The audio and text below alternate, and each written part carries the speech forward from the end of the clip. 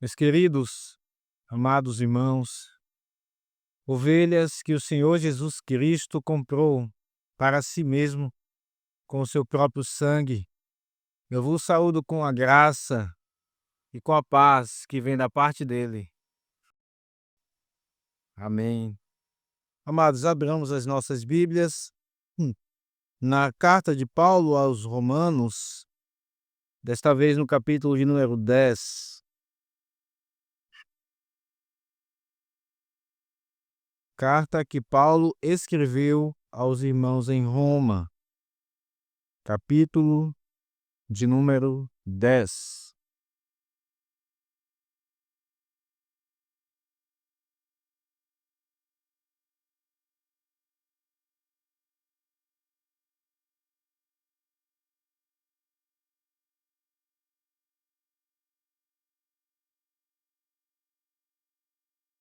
Eu farei uma leitura dos versos 1 a 13, e essa será a porção que nós iremos pregar nesta noite.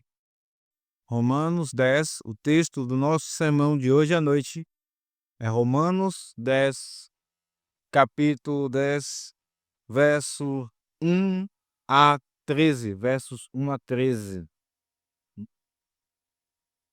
Essa é a leitura que farei e peço também que todos acompanhem com a devida atenção e lembre-se, esta é a palavra do Senhor. Irmãos, a boa vontade do meu coração e a minha súplica a Deus a favor deles não s- são para que não pa- são para que sejam salvos, porque lhes dou testemunho de que eles têm zelo por Deus, porém não com entendimento, porquanto desconhecendo a justiça de Deus e procurando estabelecer a sua própria, não se sujeitaram a que vem de Deus.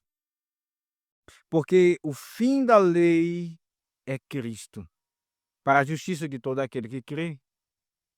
Ora, Moisés escreveu que o homem que praticar a justiça decorrente da lei viverá por ela, mas a justiça decorrente da fé. Assim diz: Não perguntes em teu coração quem subirá ao céu, isto é, para trazer do alto a Cristo, ou quem descerá ao abismo, isto é, para levantar Cristo dentre os mortos. Porém, que se diz? A palavra está perto de ti, na tua boca e no teu coração, isto é, a palavra da fé que pregamos.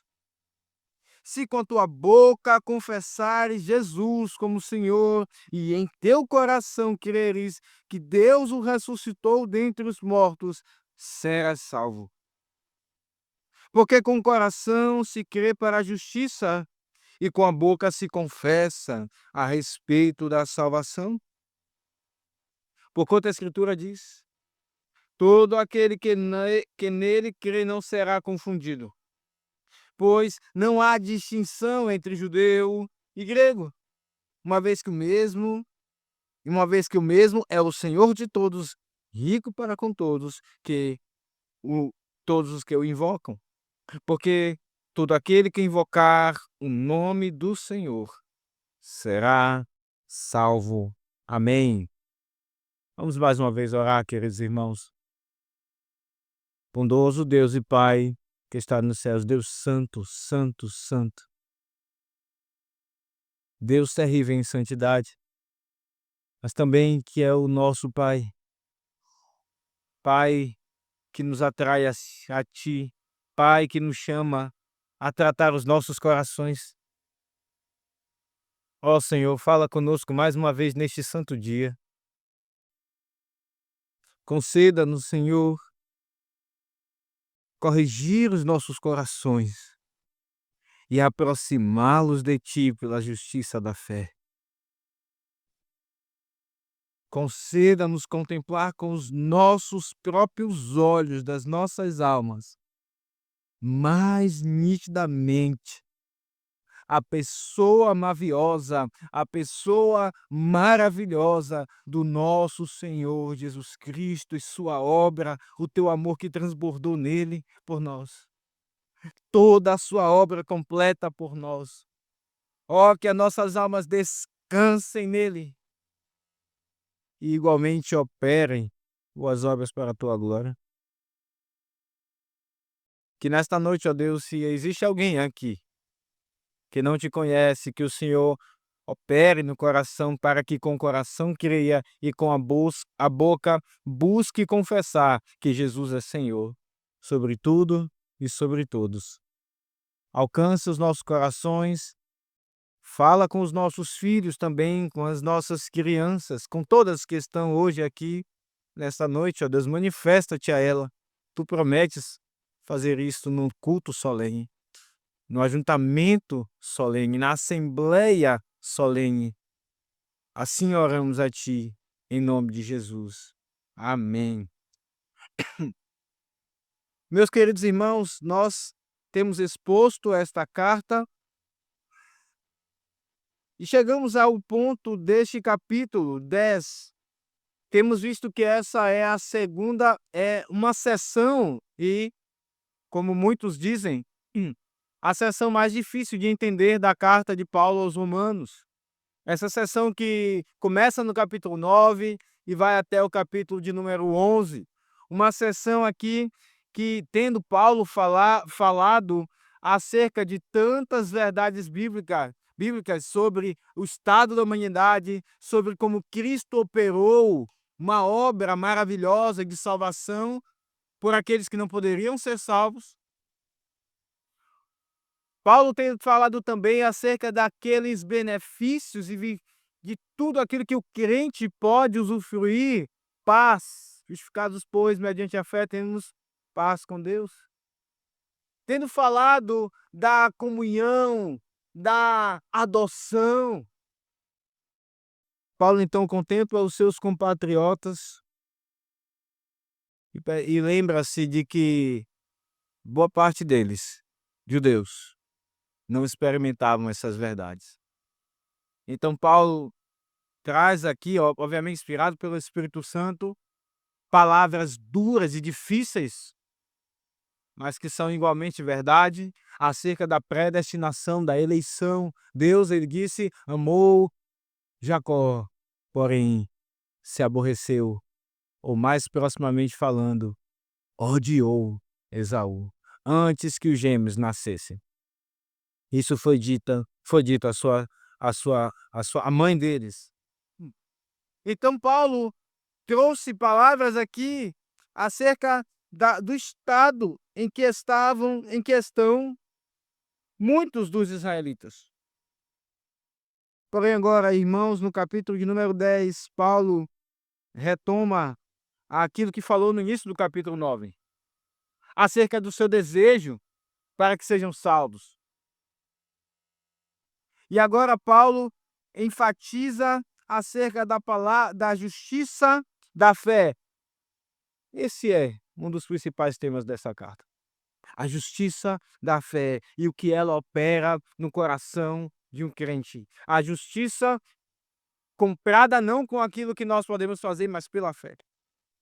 Recebida por fé e confiança pessoal. Quando um pecador exercita pessoalmente a sua fé no Senhor Jesus e recebe sobre si a sua justiça. É disso que Paulo está falando aqui. Por isso nós veremos aqui nosso sermão de hoje sobre 3 pontos. Em primeiro lugar, a necessidade da justiça da fé. Em segundo lugar, a proximidade da justiça da fé. E em terceiro lugar, a confissão da justiça da fé. O assunto principal é a justiça da fé. Paulo faz um contraste. Eu espero que vocês tenham percebido na leitura entre a justiça da lei e a justiça da fé, ou a justiça de Deus. E por isso vemos aqui 3 características acerca dela. Vemos a necessidade dela, a necessidade da justiça da fé, em primeiro lugar, versos 1 a 4. Em segundo lugar, o nosso segundo ponto, a proximidade da justiça da fé, versos 5 a 8. E em terceiro e último lugar, versos 9 a 13, a confissão da justiça da fé. Rogamos que o Senhor Deus nos abençoe neste sermão, fale ao nosso coração. Olhe para a sua Bíblia, aqui começamos a aprender acerca da necessidade da justiça da fé. Irmãos, a boa vontade do meu coração e a minha súplica a Deus a favor deles são para que sejam salvos, porque lhes dou testemunho de que eles têm zelo por Deus, porém não com entendimento. Porquanto, desconhecendo a justiça de Deus e procurando estabelecer a sua própria, não se sujeitaram à que vem de Deus, porque o fim da lei é Cristo, para a justiça de todo aquele que crê.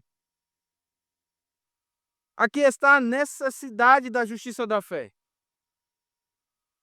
E Paulo fala mais uma vez desses compatriotas, desses judeus. Irmãos, lembremos, Paulo era um judeu. Paulo viveu anos, criado por judeus, ensinado, inclusive, como ele mesmo diz, aos pés de Gamaliel, atônito atrás dos cristãos, para arrastá-los para a prisão. Paulo respirava o judaísmo. Ele vivia isso com todo o seu zelo, com toda a força de sua alma. E ele conviveu e amou, obviamente, muitos judeus. E aqui então ele, mais uma vez, retoma a sua palavra e diz: a boa vontade do meu coração é para que a minha súplica a Deus, a favor deles, são para que sejam salvos. Perceba, tendo falado palavras tão duras acerca dos judeus, Paulo agora, mais uma vez, renova e mostra que o seu desejo é para que sejam salvos. Paulo renova dizendo: eu suplico a Deus em favor deles. E aqui a Escritura nos ensina que nem todo israelita é como Esaú. Nem todo judeu é um judeu criado no meio da aliança, aprendendo a lei, mas que se perderá, porque não é um eleito. Há israelitas eleitos e até hoje. E Paulo ora por eles. Ele revela a vontade do seu coração intimamente, ele está abrindo o seu coração e ele revela a sua oração. Ela não é apenas uma oração, ela é uma súplica. Isso implica em um desejo intenso, em um desejo intenso levado a Deus em oração por eles. Perceba que não há só o desejo, isso é externado a Deus, que já sabe do coração de Paulo, em súplicas, em oração. Irmãos, nós sabemos que muitos no meio da igreja acreditam que Deus tem um plano especial para judeus. Muitos até mesmo no meio reformado, infelizmente. Esses dias vi uma postagem de um pastor batista, muito conhecido no meio reformado, falando sobre isso. Que Deus tem um plano diferente e à parte para os judeus, paralelo à sua igreja. Isso não é verdade. Isso não é verdade. Isso é ainda mais largamente ensinado no meio do evangelicalismo, em que pessoas colocam réplicas da arca, vestem roupas com a estrela de Davi, sobem num lugar que chamam de altar para falar com um instrumento, o chofar e outras coisas loucas. Como se Deus visse dentre toda a humanidade de forma especial os judeus. Isso não é verdade. Ele vê sim de forma especial os judeus eleitos. Da mesma maneira que ele vê de forma especial aqueles que são eleitos pelo resto do mundo. Paulo já falou sobre que não adianta tantos benefícios da lei, os profetas, até mesmo tendo o Cristo vindo do meio deles, isso de nada adianta. Todos os benefícios dados aos judeus são ineficientes sem Cristo. Portanto, não são especiais de forma alguma diante de Deus. Mas Paulo espera que a mesma graça que o alcançou, alcance também muitos israelitas. E Paulo então leva a Deus isso em oração. Você faz isso para aqueles que são perdidos? É a segunda vez, irmãos, que Paulo traz palavras acerca das orações que ele leva a Deus pelos perdidos. No capítulo 9, volte um pouco na sua Bíblia, no início, ele disse no verso número 2: tenho grande tristeza e incessante dor no meu coração, porque eu mesmo desejaria ser anátema, separado de Cristo, por amor de meus irmãos, meus compatriotas segundo a carne. Paulo mostra que o desejo mesmo no seu coração, se ele pudesse, era ser um perdido eternamente, para que os seus compatriotas fossem salvos. Paulo sabe que isso não é possível, mas isso revela o desejo pela salvação, como ele aspira, como ele geme, como ele espera em Deus que o Senhor o salve.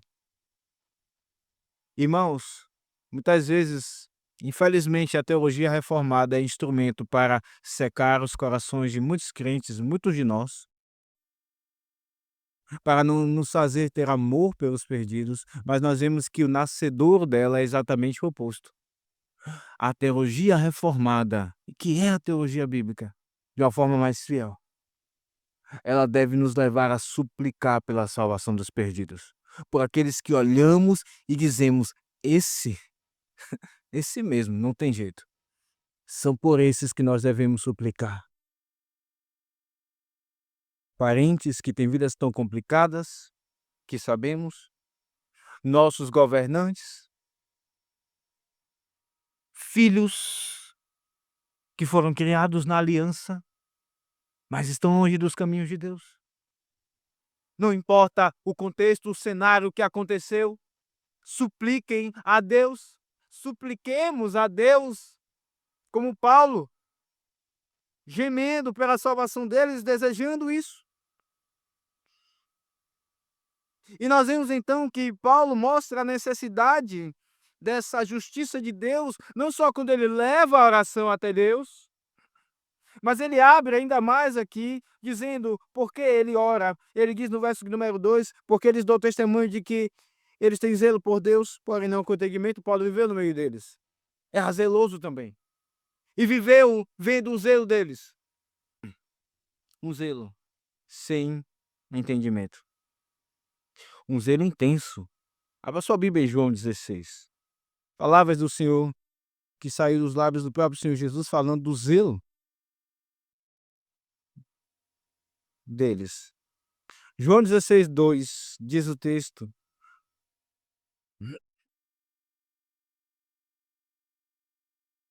eles os expulsarão das sinagogas, mas vem a hora em que todo aquele que vos matar julgará com isso tributar culto a Deus. Esse era o zelo de muitos judeus, inclusive de Paulo, que viu friamente Estevão ser apedrejado aos seus pés. Eles pensavam estar fazendo a melhor coisa do mundo, a coisa mais santa, um culto a Deus, quando matavam cristãos. Veja a intensidade do zelo desse povo. E um judeu que não vivia como eles foi morto, nós sabemos, foi o próprio Senhor Jesus Cristo. E eles entregaram Cristo pensando que faziam culto a Deus. Veja então, voltando para Romanos, porque Paulo diz que eles têm zelos por Deus, porém não com entendimento. Irmãos, há muitos adeptos de seitas, de religiões que não são pregadoras do verdadeiro evangelho, que têm intenso zelo, muitas vezes até mais do que nós. Mas eles não têm entendimento. E por isso eles nunca agradarão a Deus. Os adventistas, muitos adventistas têm muito zelo por guardar o sábado, o 7º dia. Eles não fazem mais concursos no domingo. Eles não negociam no domingo, muitos deles. Quanto zelo? Sem entendimento. Os espíritas gastam tanto dinheiro em instituições dando coisas às pessoas, doando tantas e tantas coisas, ativamente vivendo a sua religião, mas isso nada os adiantará. Eles têm zelos por Deus, porém não com entendimento. Perceba que então o entendimento, ele é imprescindível para um zelo genuíno, verdadeiro. Não apenas ter as informações acerca da Bíblia, mas entender a ligação entre elas, que essas coisas estejam no coração. Isso é fundamental para que seja agradável a Deus. Perceba que então a intenção, meus irmãos, ela não é apenas a única coisa necessária. A boa intenção, ela não é suficiente. Os judeus tinham grande boa intenção para com Deus, quando entregaram Cristo para ser morto na cruz. Não pensem que eles não tinham boa intenção para com Deus. Na mente deles, eles estavam fazendo a coisa certa, agradável a Deus. Entregando um blasfemo à cruz, era isso que estava na cabeça deles. A intenção deles era ótima. Mas eles mataram o Salvador. Veja, a intenção do coração não justifica aquilo que fazemos. A intenção do coração, aos olhos de Deus, não limpa o que de errado fazemos se estamos fazendo algo que não agrada à sua vontade. O zelo, ele precisa ter entendimento. Um coração entendido das Escrituras, conhecendo pessoalmente a Deus. Meus irmãos, há coisas que nós fazemos sem má intenção, mas ainda assim é carregado de culpa. Há coisas que nós fazemos sem ter uma intenção ruim, pelo contrário, a intenção é boa. Mas se não fazemos aquilo que Deus nos ordena, há culpa nisso. Deus não limpa aquilo que fazemos de errado por causa da intenção do nosso coração. Vocês percebem isso? O zelo dos judeus era um zelo intenso por Deus, porém não com entendimento. Muitas pessoas trazem tantas coisas ao culto com uma maravilhosa intenção, esperando que Deus aceite. Mas se não é prescrito, não é ordenado, isso não será visto com bons olhos de Deus. Veja que então precisamos conhecer o Deus das Escrituras de coração, não apenas a mera informação dele. A informação os judeus tinham, mas não o entendimento. Paulo diz isso então, é por isso que eu vou a Deus em oração. É porque eles têm zelo por Deus, mas não com entendimento. E Paulo mostra então ainda mais a necessidade da justiça da fé, quando ele mostra aqui as palavras do verso número 3. Porquanto, desconhecendo a justiça de Deus e procurando estabelecer a sua própria, não se sujeitaram à que vem de Deus. Porque o fim da lei é Cristo para a justiça de todo aquele que crê. desconhecendo a justiça de Deus, eles então procuraram estabelecer a sua própria. Eles não conheciam e eram ignorantes da justiça de Deus. Eles pensavam que pelo próprio braço poderiam ser justos, como de fato oramos ao confessar os nossos pecados. Isso não é possível. Mas veja, a falta do conhecimento da justiça de Deus, irmãos, não nos deixa neutros. A falta do conhecimento da justiça de Deus não deixa o homem neutro. Se ele não conhece a justiça de Deus, ele procurará estabelecer a sua própria. Há um clamor no coração do homem para que ele seja justificado. Não é isso que Paulo diz, que acontece em nossa consciência, nos defendendo e acusando mutuamente, para que aqui no tribunal da nossa consciência nós estejamos absolvidos? Todo ser humano tem isso. Ele procura, de algum jeito, se ver absolvido no tribunal da sua consciência. Ele está procurando justificação, porém aos seus próprios olhos. E veja então que todo homem, se então não tem a justiça de Deus, por isso buscará a sua própria. Foi isso que os judeus fizeram.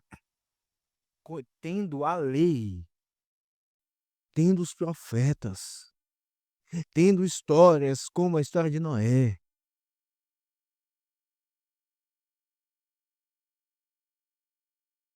tendo a história dos escritos de Moisés,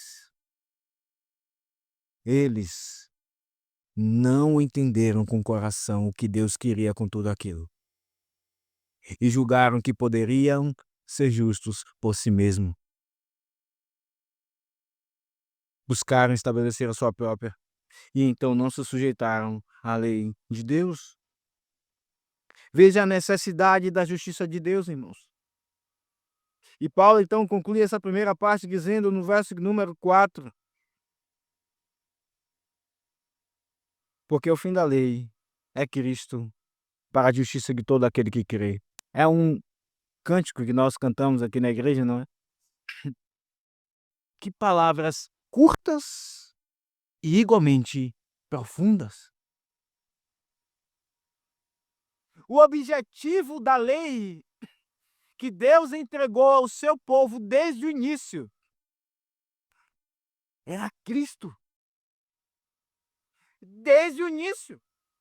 Abra Levíticos. Desde o início, a lei está apontando a insuficiência da justiça do homem e que ele precisa buscar a justiça em outra pessoa. Ele precisa aparecer perante Deus sempre com um animal, uma vida morrendo no seu lugar. Nunca ninguém seria aceito diante de Deus sem um animal.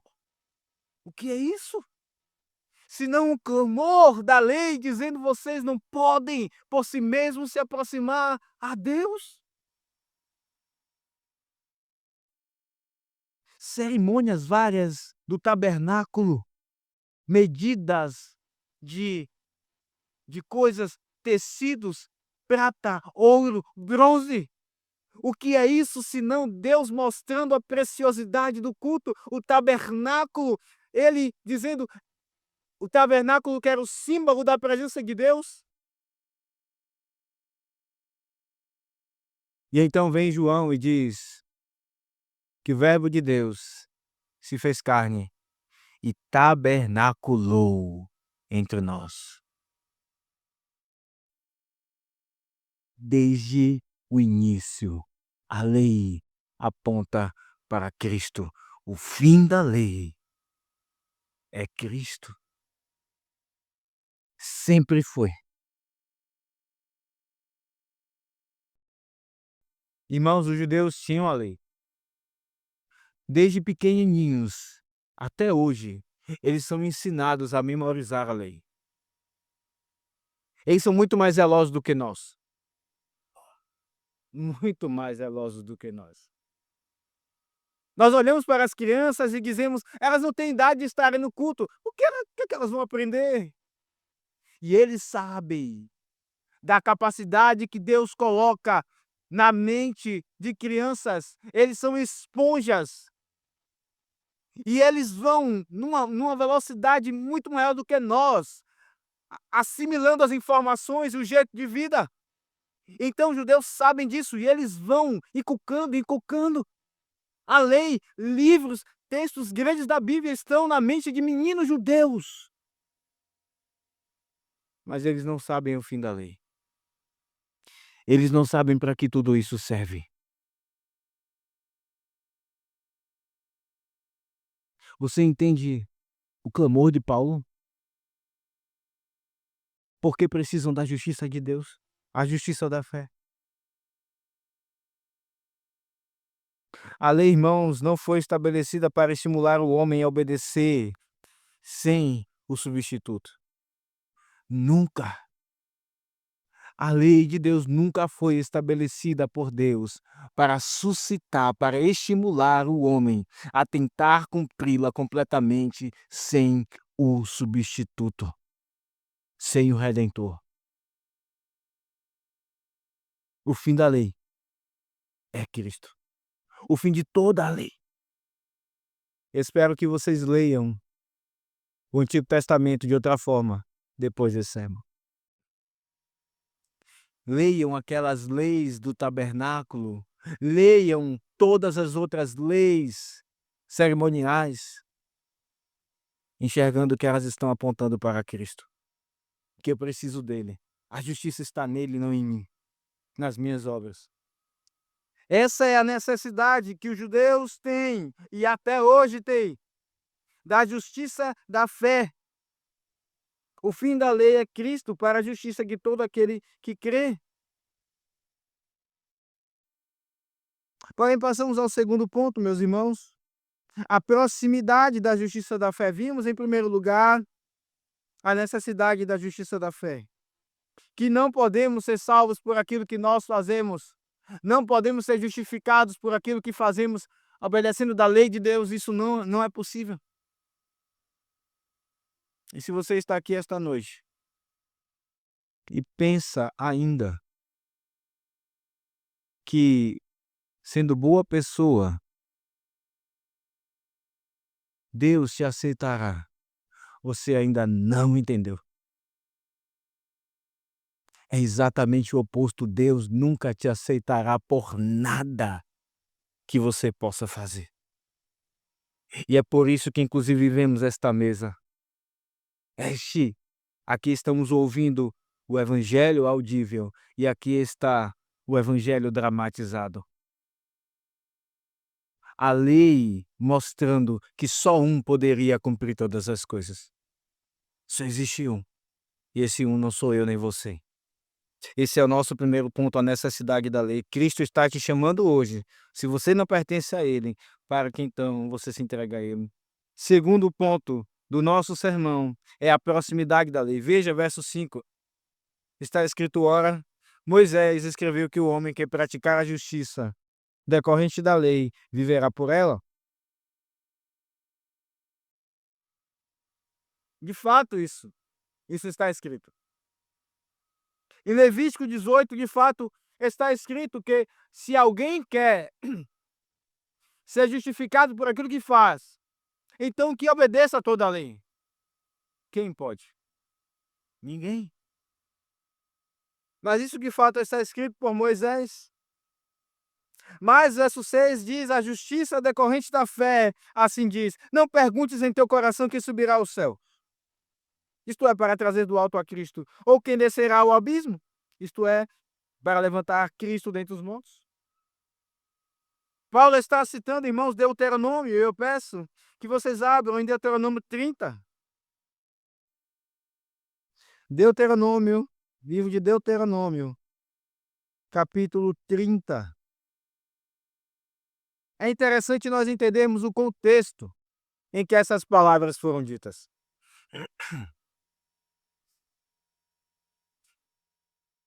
Deuteronômio capítulo 30 diz assim, verso 1,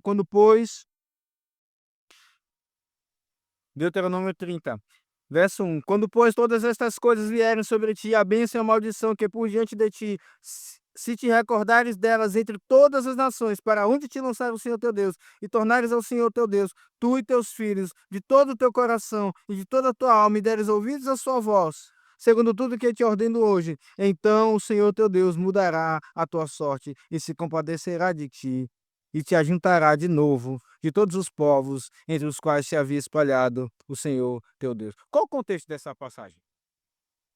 Moisés está dizendo aquilo que aconteceria ao povo.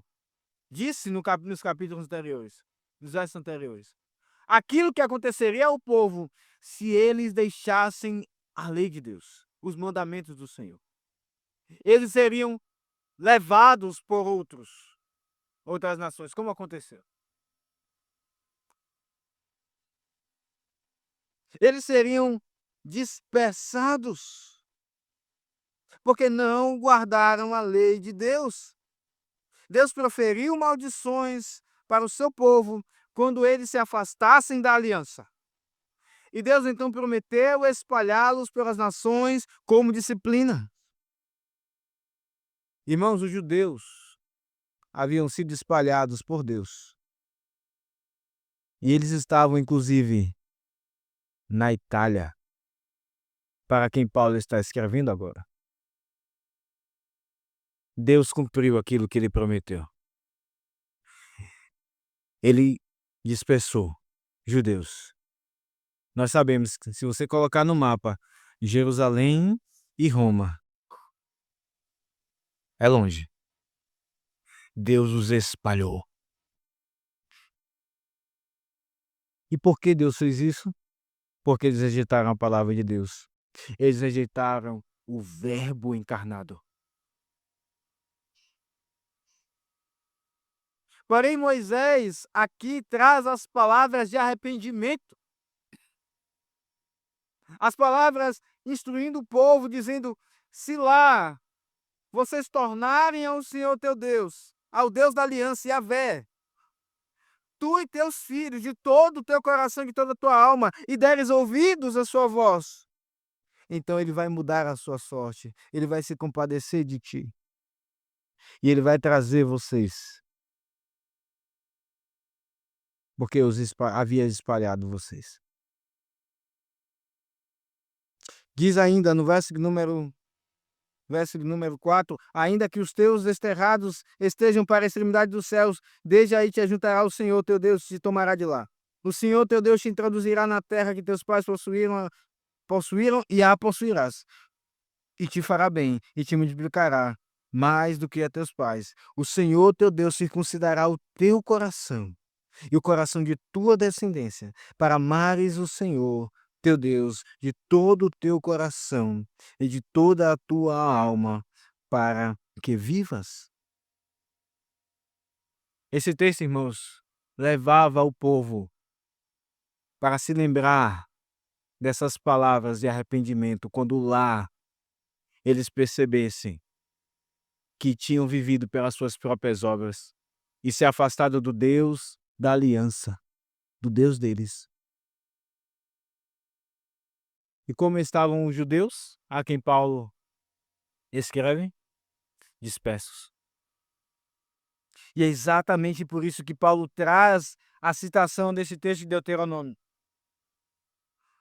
Porque eles precisavam não continuar com seus esforços buscando a justificação, mas eles precisavam se arrepender em seus corações. Os judeus, então, não devem pensar que a genuína salvação é como a justiça da lei, que ela é impossível. Mas a justiça da fé, ela está bem próxima. Bem próxima. O texto, obviamente, se nós lêssemos aqui todos até 1 a 14, nós iremos ver que todas as palavras que Paulo cita aqui em Romanos, elas não estão em Deuteronômio. Porém, quando diz, não perguntes em teu coração quem subirá ao céu, às alturas. E quando diz no verso 7, quem descerá ao abismo, está falando daquilo que está além do mar, abaixo do mar. Paulo interpreta a lei. E essa é uma regra de ouro da interpretação, a escritura mesmo. ela interpreta a si mesma. O que essas palavras estão dizendo aos judeus, meus irmãos, não apenas eles, mas também a nós, é que a justificação e perdão dos pecados não estão longe de nós. Eu não preciso pensar em ir longe, lá no alto, fazer algo tremendo, um sistema de fé com tantas obras, para que Deus me perdoe. Eu não preciso ir longe, num lugar, em um lugar que me demande esforço tamanho, no além, para que Deus receba a minha alma. E era exatamente isso que os judeus faziam. O clamor de suas almas por justificação latejava nos seus corações. Eles não conseguiam se livrar disso. E eles buscavam tantas e tantas leis. Quando Cristo veio e pregou, não foi exatamente isso que ele combateu? Vocês dão o dízimo do endro, do cominho, mas vocês esquecem das coisas essenciais, da fé, da misericórdia e do amor. Eles criaram todo um sistema para obter justiça. Isso era impossível. Isso estava longe deles.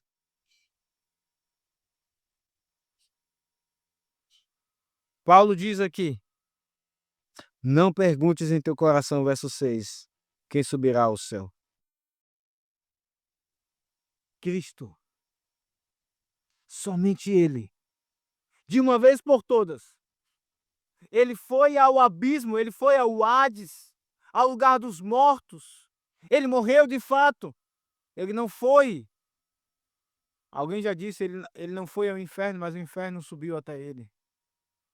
Ele experimentou o inferno. E depois ele subiu aos céus, ressurreto, e ganhou a vida que ele comprou com suas próprias obras. Ninguém mais precisa fazer isso. Ele fez isso de uma vez por todas. Irmãos, como essa palavra, ela clama a todo coração que tem lutado para viver pelas suas próprias obras. Se você está aqui nesta noite e tem visto os seus pecados e tem ainda assim tentado com as suas obras, até mesmo uma delas seja vir à igreja e pensado, Deus vai me aceitar por isso. Você precisa olhar para Cristo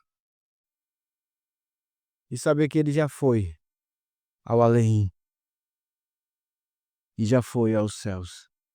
Ninguém precisa ir até lá mais.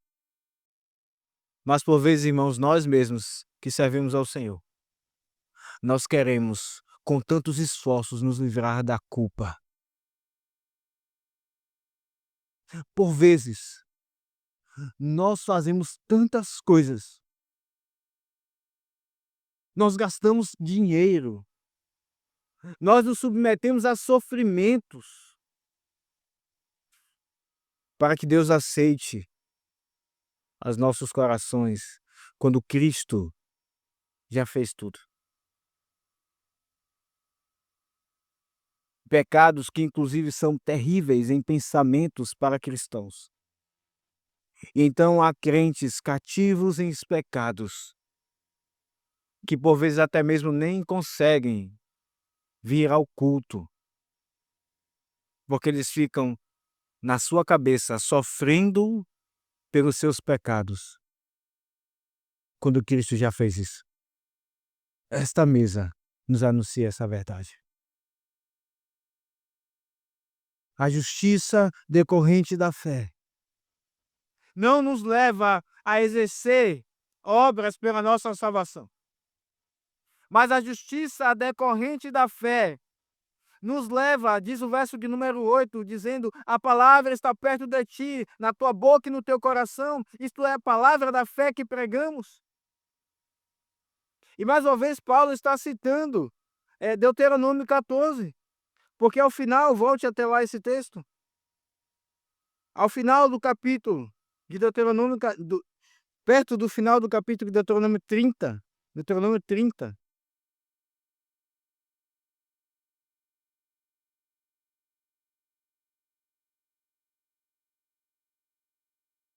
diz o verso 12: não está nos céus, para dizeres quem subirá por nós aos céus, que não o traga e não o faça servir, para que o cumpramos? Nem está além do mar, para dizeres quem passará por nós além do mar, que não o traga e não o faça ouvir, para que o cumpramos? Pois esta palavra está perto de ti, na tua boca e no teu coração, para a cumprires. Que palavra é essa? Não era a lei que os judeus tentavam obedecer por si mesmos, mas é a mesma palavra. Paulo diz, voltando para Romanos, a palavra da fé que pregamos e até hoje é pregada. Desde lá, Moisés está num dos seus últimos discursos em Deuteronômio. Desde lá, ele já pregava a palavra da fé. Há muita dificuldade hoje no meio da igreja, não é? Entendermos que a fé existe desde o Antigo Testamento. A pregação, desde o Antigo Testamento, é a pregação da fé. E é isso que Paulo está dizendo aqui, voltando para Romanos, no verso número 8, olhe na sua Bíblia. Isto é a palavra da fé que pregamos. Qual é a palavra que está perto de ti, na tua boca, no teu coração? A palavra da fé que pregamos. A palavra da fé. Irmãos, aquilo que leva-nos ao arrependimento é a palavra. A palavra. Quando então nós colocamos confiança pessoal no Salvador que morreu e pagou todos os nossos pecados, os mais atrozes, até aqueles que não temos coragem de dizer a alguém. Ele sabia de todos eles. E ele foi e morreu. Pecados que eu e você lutamos, ele já morreu por eles. Ele já os pagou. E ele continua nos atraindo a ele, mesmo sabendo que nós continuamos pecando contra ele, cometendo esses mesmos pecados que o levaram ao abismo da morte. É dele que temos perdão. Mas não apenas basta que nós tenhamos essa informação. Você precisa conhecer mais o seu Salvador pela palavra. Ele se revela pessoalmente pela palavra. Por isso eu te pergunto, qual é o contato que você tem tido com a palavra de Deus? Irmãos, Cristo não se revelará a nós por sonhos. Ele não se revelará a nós por visões. Ele não se revelará a nós quando nós fechamos os olhos e começamos a fazer exercícios de pensar em várias coisas que podem trazer calafrio ao nosso corpo. Ele se revelará a nós pela palavra. É a palavra que está perto de ti. É isso. Não vá tentar subir ao céu ou descer ao abismo. Deixe as tentativas próprias de arrependimento. A palavra está perto de ti, no teu coração, na tua boca. Você tem buscado ao seu Salvador na palavra? Você tem lido a Bíblia como quem está com alguém ali? É um culto para você? Você se encontra de fato com alguém? Ou é um momento frio?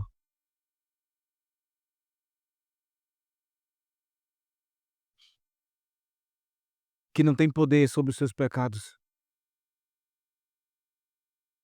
Que não te conduz à tristeza por causa do pecado e além da tristeza, ao consolo e paz nesse Salvador. Ele se revela a ti dizendo: "Meu filho, encontre consolo em mim. Eu morri pelos seus pecados. Eu te santifico". Essa é a sua experiência quando você lê a Bíblia. Qual é a sua experiência quando você vem à pregação? A palavra da fé está sendo pregada agora. Irmãos, vivemos dias em que muitos crentes negligenciam o dia do Senhor para fazer diversas coisas, para fazer atividades físicas, para ir a shopping, banhos, para trabalhar em trabalhos que não são necessários ou de misericórdia,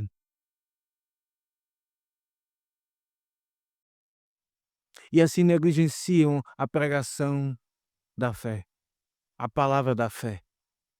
Ficam em casa, quando a palavra da fé está sendo pregada.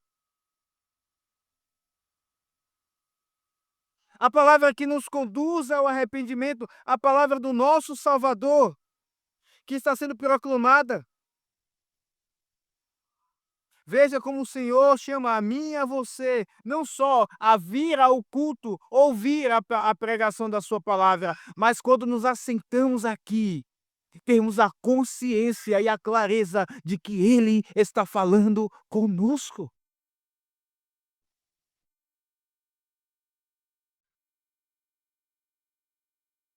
Essa palavra, ela está perto, ela está à nossa mão, e como ela está perto em nossos dias, ela está no celular, nos aplicativos, várias versões que nós podemos ler lá. Domingo após domingo nós ouvimos essa palavra. Essa palavra não é difícil. Sim, existem muitas coisas difíceis, mas acerca do perdão dos pecados não há dificuldade. E como nós negligenciamos o perdão dos nossos pecados, deixando a palavra.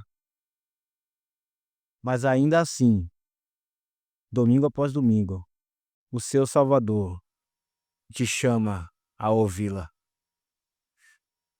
te atrai a Ele, inclusive te chama à mesa, te faz digno de se assentar. Sim, o Salvador que você e eu ferimos, o Salvador que você e eu traímos e nos entregamos a prazeres, a pecados mais uma vez, a fazer a nossa vontade. Esse mesmo Salvador, traído por nós, nos chama ao arrependimento. Nós leremos em Corinto dizendo que nós devemos nos examinar e então comer do pão e beber do cálice. E então, a intenção de Cristo não é com essa palavra que você e eu não venhamos à sua presença, mas pela palavra é que nos arrependamos de coração. Você tem se arrependido dos seus pecados? Irmãos, há irmãos que se assentam à mesa do Senhor, mas têm conflitos com irmãos. O Senhor Jesus diz que quando você vai levar a tua oferta, e ali te lembrares de que algum irmão tem alguma coisa contra ti, deixa a tua oferta e vai lá se reconciliar com ele. Muitas vezes nós nos apegamos a tantas coisas, não queremos nos arrepender. E viemos à presença do Senhor Jesus e Ele sabe do nosso coração. Você tem recebido o perdão de Cristo e praticado o perdão de Cristo? Como Ele nos ensinou na oração do Senhor? Perdoa-nos, assim como temos perdoado os nossos devedores. Maridos e mulheres, vocês têm praticado perdão no casamento? Irmão, se tem algo que mina um casamento, é quando pecados e situações vão sendo varridas para debaixo do pano. E não há reconciliação e perdão. Pais e filhos, vocês têm praticado o perdão no seu relacionamento? Esse perdão não é apenas recebido de Deus, esse perdão é para ser praticado com o nosso próximo. Veja, irmãos, aqui está a proximidade da justiça da fé. A justiça do nosso Senhor e Salvador Jesus Cristo, ela está muito próxima de nós. Ela é clara, embora por vezes nós negligenciemos. Ele está falando conosco. Mas passamos ao terceiro e último ponto, a confissão da justiça da fé. Vimos a necessidade da justiça da fé. Agora, em segundo lugar, acabamos de ver a proximidade da justiça da fé. E agora, em terceiro e último lugar, a confissão da justiça da fé. Diz o verso 9: se com tua boca confessares Jesus como Senhor, e em teu coração creres que Deus o ressuscitou dentre os mortos, serás salvo. Serás salvo. Esta palavra, ela está perto de ti, na tua boca e no teu coração. E então Paulo agora diz no verso 9, então com tua boca, se vocês confessarem aquilo que vocês falam por terem memorizado. Os judeus haviam memorizado muito desta palavra. E Paulo está dizendo esta mesma palavra que vocês ainda não entenderam. Se vocês confessarem ela com a boca, ela está perto de vocês. Ela é repetida e repetida dia após dia por vocês. Esta mesma palavra, se vocês confessarem Jesus como Senhor e em teu coração crerem que Deus o ressuscitou dentre os mortos, serás salvo. Aqui está a confissão da justiça da fé. Irmãos, essa é uma fé com entendimento. Uma fé com entendimento da pessoa e da obra do meu Salvador, o Senhor Jesus Cristo. Veja, o texto diz: se em teu coração creres. É uma fé em que eu tenho internamente em mim, gerada por um entendimento das Escrituras, pessoal do meu Salvador. Não é uma fé insincera, não é uma confissão da boca para fora. Envolve o coração. Envolve o coração.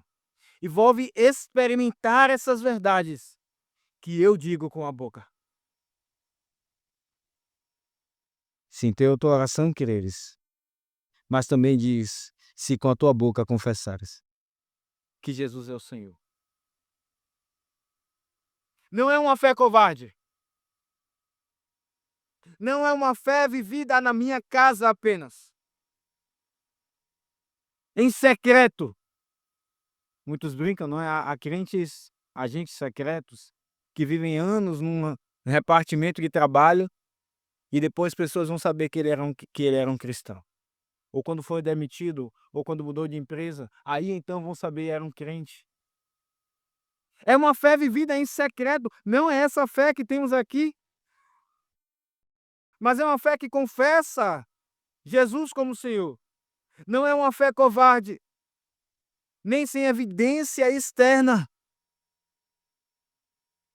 Irmãos, essa é a confissão que não apenas o crente deve fazer quando ele decide seguir a Cristo, quando ele é recebido na igreja do Senhor e publicamente ele confessa que Jesus é o seu Senhor.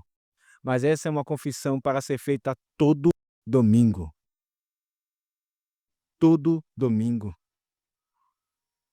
E o povo de Deus espalhado por toda a terra,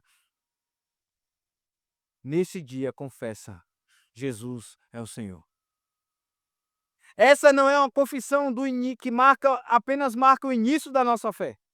Essa é uma confissão que vai marcando o caminho que nós estamos trilhando até a Nova Jerusalém. É uma confissão pública. Abra sua Bíblia em 1 Timóteo 6,12. 1 Timóteo 6,12.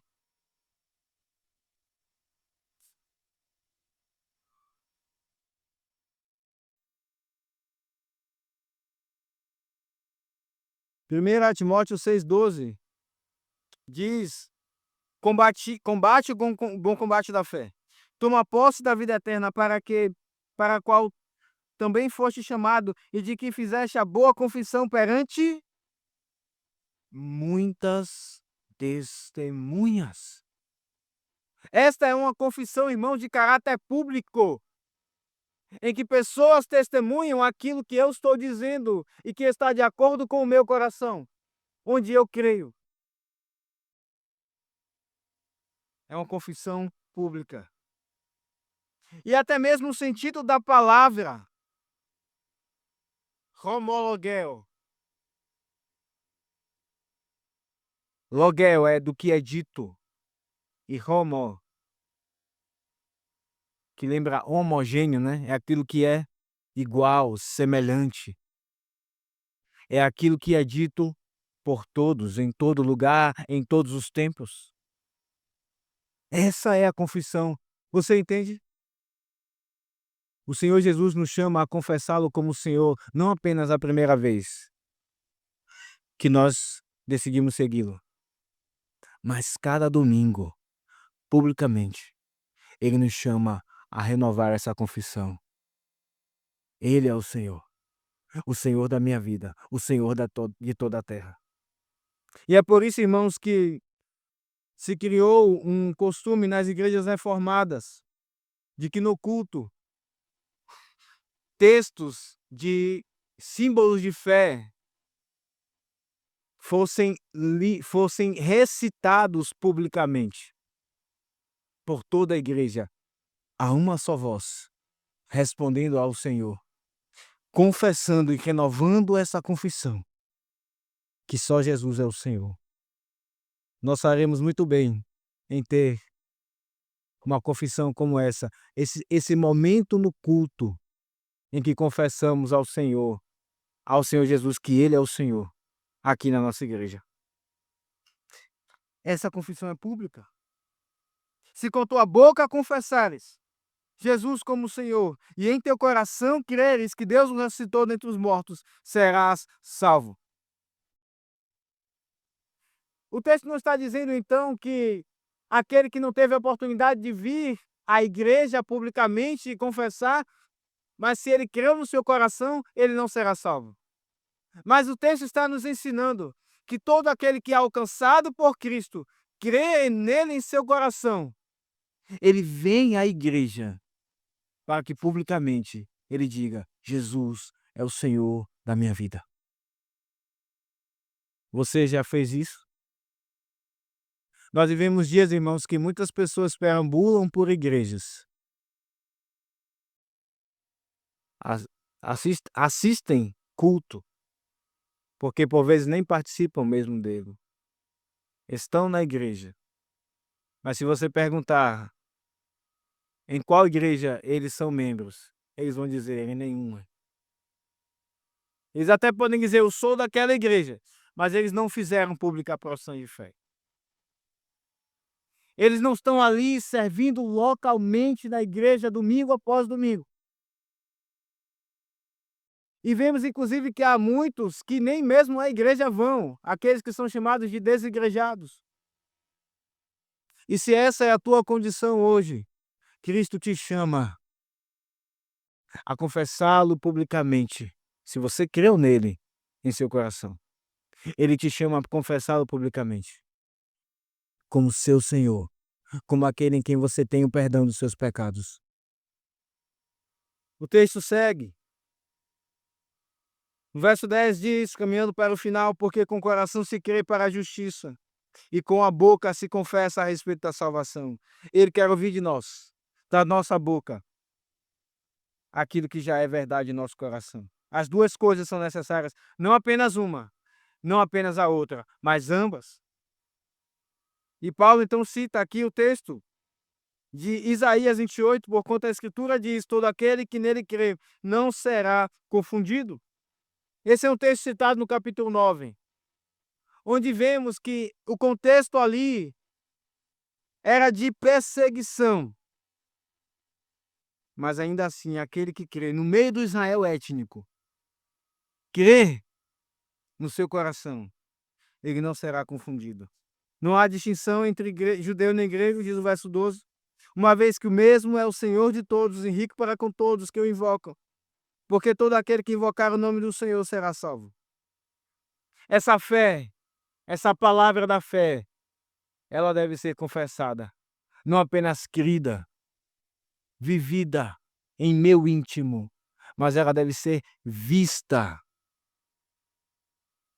não para que eu seja exaltado, mas para que as pessoas olhem para mim, tomando as palavras do Senhor Jesus no Sermão do Monte, que olhem para vocês e glorifiquem ao Pai que está nos céus. Irmãos, que texto! Que texto que nos tira de nossas próprias obras e nos leva para a simples e consoladora justiça da fé em Cristo Jesus. Que o Senhor nos ajude a ensiná-la aos nossos filhos, a viver em nossos lares e a cada domingo confessá-la sinceramente de coração. Amém. Vamos ficar de pé.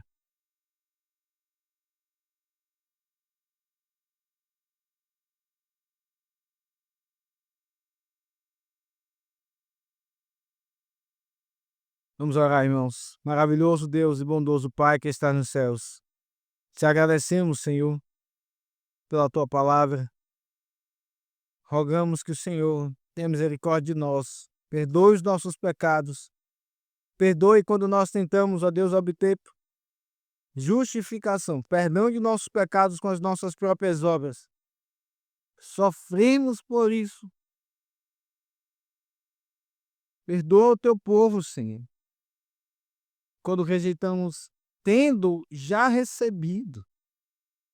Ainda assim, no dia a dia, nós rejeitamos a justiça de Jesus Cristo, a justiça da fé. Não descansamos as nossas almas pessoalmente nele. Perdoa-nos, Senhor. Dá-nos entendimento, santifica o teu povo e regenera e salve aqueles que estão aqui sem Jesus Cristo. Assim oramos em nome dele. Amém.